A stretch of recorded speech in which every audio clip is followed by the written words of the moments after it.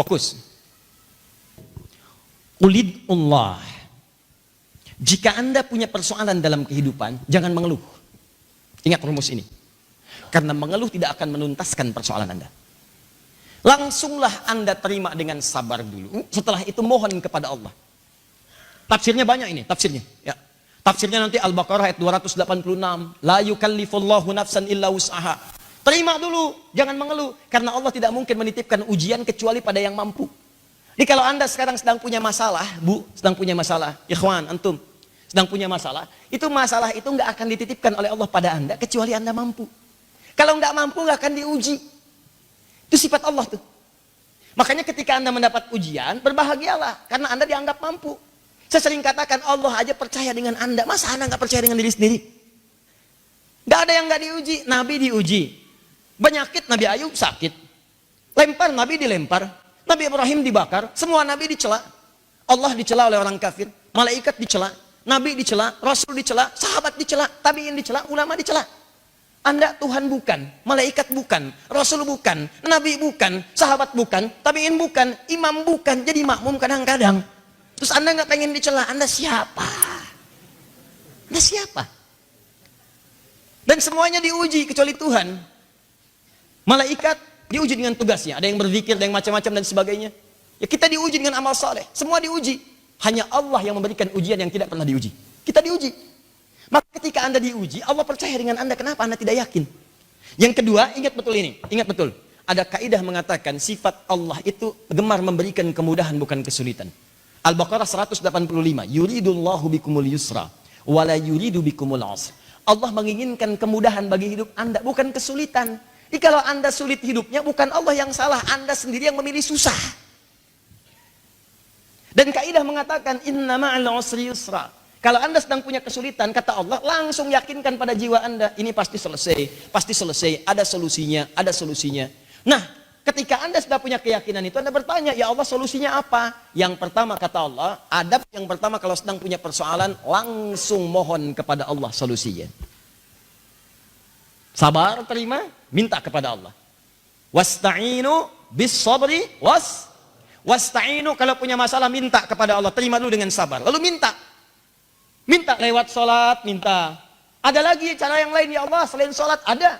Yang minta lewat sholat itu Nabi Zakaria, Quran surah ketiga 38 sampai 39. Ya, Nabi Ismail bahkan minta keluarganya sholat, Quran surah 19 ayat 55.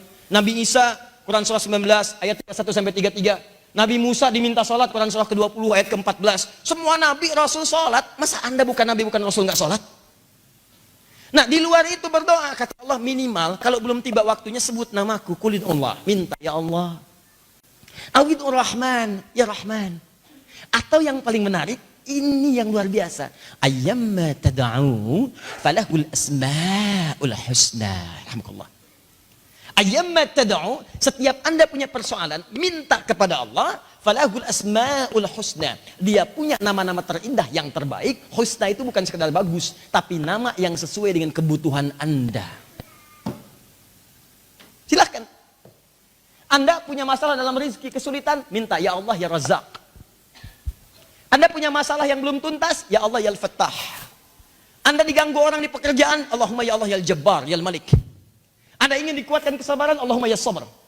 Anda besok berhadapan dengan ujian, ingin dikuatkan pikiran Anda, Allahumma ya Al-Alim. Minta banyak sekali.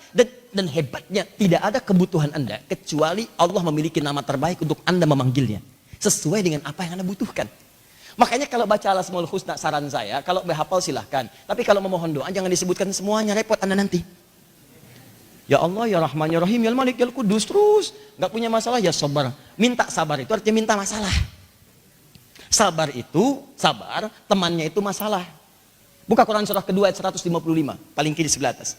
Walanabluwannakum bisyai, kami akan uji setiap orang dengan masalah. Minal khauf, khawatir, wal ju' lapar, wa naqsi minal amwal, harta berkurang, wal anfus, sakit sampai meninggal, wa thamarat, hasil kerja keras diambil orang, wa basyiris sabirin, ditutup dengan sabar. Berbahagialah orang-orang yang sabar saat diuji, sabar bersanding dengan ujian. Jadi kalau Anda nggak ada apa-apa minta sabar, artinya Anda minta diuji. Nah, di antara nama lagi ada yang lain, apa itu? Nama Allah yang memberikan keberkahan. Apa itu berkah? Ziyadatul khair, bertambah nilai kebaikannya. Ini rahasia terbesarnya. Berkah itu bertambah nilai kebaikannya, ziyadatul khair. Dikala mata dapat berkah di mata ini, maka dia hanya akan melihat yang baik-baik saja. Qul lil mu'minina yaghuddu min absarihim, katakan pada pria-pria beriman, palingkan matamu dari hal yang tidak baik. Ada orang yang mendapat berkah matanya dari Allah, diberkahi matanya, maka dia hanya melihat yang baik-baik saja. Yang baik lihat, tidak baik dia palingkan. Tayangan baik lihat, yang tidak baik dia palingkan. Makanya kalau mata Anda pernah digunakan pada yang tidak baik, maka tidak ada keberkahan pada penglihatan itu. Lebih berkah orang yang nggak bisa lihat tiba-tiba hafal Quran. Kok bisa ada anak ya usianya masih dini belum balik hafal Quran, mata nggak bisa lihat, orang menyebutnya buta. Yang buta hafal Quran, mata hatinya berkah. Anda bisa ngelihat dipakai apa? Dan yang paling menarik, Anda lihat-lihat tuh nggak pernah masuk tuh, susah, dan apa yang salah itu? Kalau orang lisannya berkah, maka lisan itu hanya akan digunakan pada yang baik-baik, khair. Man kana yu'minu billahi wal yawmil akhir falyakul khaira aw liyasbut khair. Siapa yang merasa beriman pada Allah dan hari akhir, hadisnya sahih, maka katakan yang baik-baik. Katakan yang baik-baik, tak mampu diam. Katakan bagus, katakan cinta, katakan sayang. Nggak ada katakan putus, katakan cerai, katakan ini, katakan itu. Yang baik-baik. Tangan ini berkah, maka hanya digunakan yang baik-baik. Tulis status yang baik, share hadis, share ayat, share kajian, macam-macam. Nggak ada nulis yang aneh-aneh. Kaki diberkahi melangkah pada yang baik. Kalau jalan itu tawadhu, bahkan turun langsung tuh suratnya sama Al-Furqan.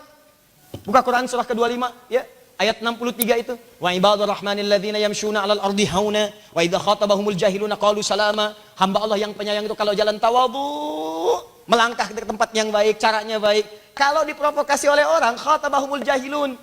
Dia dulunya kumpul-kumpul, sekarang kumpulnya di majelis ilmu. Diprovokasi oleh orang soleh, padahal namanya Asep misalnya. Ya? Masya Allah, qalu salama. Dia menjawab dengan jawaban yang lebih bagus lagi. Soleh.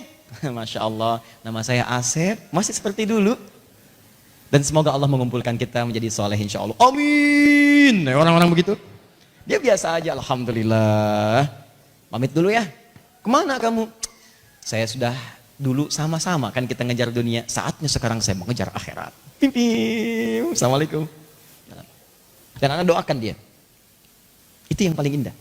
Nah itu yang disebut dengan keberkahan, ziyadatul khair. Di pakaian ada keberkahan, maka Anda akan gunakan pada yang baik-baik. Nggak pernah dipakai maksiat. Apalagi pakaian dibuka untuk mengumbar aurat. Tadi di Kelapa Gading saya sampaikan, manusia sekarang tuh agak aneh.